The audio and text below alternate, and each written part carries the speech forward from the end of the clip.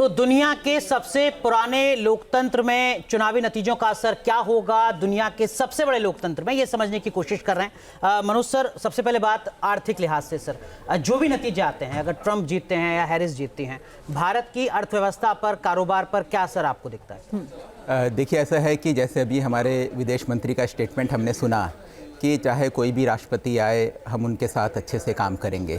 तो मेरे को लगता है कि आज भारत की इम्पोर्टेंस इतनी ज़्यादा है और जिस तरीके से चाइना का थ्रेट आज अमेरिका को है, मुझे लगता है कि भारत अमेरिका के लिए एक बहुत ही इम्पोर्टेंट पार्टनर है। और भारत के इसको मेरे को लगता नहीं कि कोई भी राष्ट्रपति आए कुछ फ़र्क पड़ने वाला है।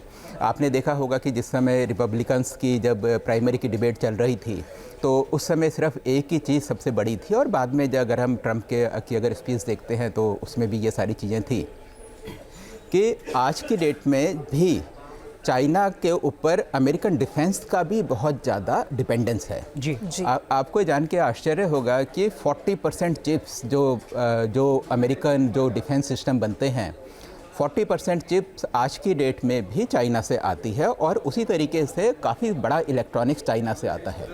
तो चाइना की जो सप्लाई चेन है उसके ऊपर हम कह सकते हैं कि अमेरिका की डिफेंस इंडस्ट्री डिपेंड करती है।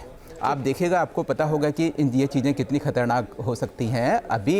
अभी हम लोगों ने, इंडिया ने जब टनल बनाने के लिए बॉर्डर में जर्मनी से जब हमने मशीन मंगाई, तो चाइना ने कस्टम क्लियरेंस में ही महीनों उसमें लगा दिया और हमारा काम शुरू हो नहीं पाया। क्योंकि वो जर्मन की मशीन थी, वो मशीनें चाइना में बनती थी। तो दूसरे देश में मैन्युफैक्चरिंग होना, और ख़ास तौर से एक दुश्मन देश में, जो कि आपका एक चैलेंज हो, ये कितना ख़तरनाक हो सकता है, ये हम सबको मालूम है। तो अमेरिका का आज की डेट में एम है कि चाइना से वो सारी की सारी चीज़ें शिफ्ट करे, जितना भी जो मैन्युफैक्चरिंग है वो बाकी एशियन कंट्रीज़ में शिफ्ट करे।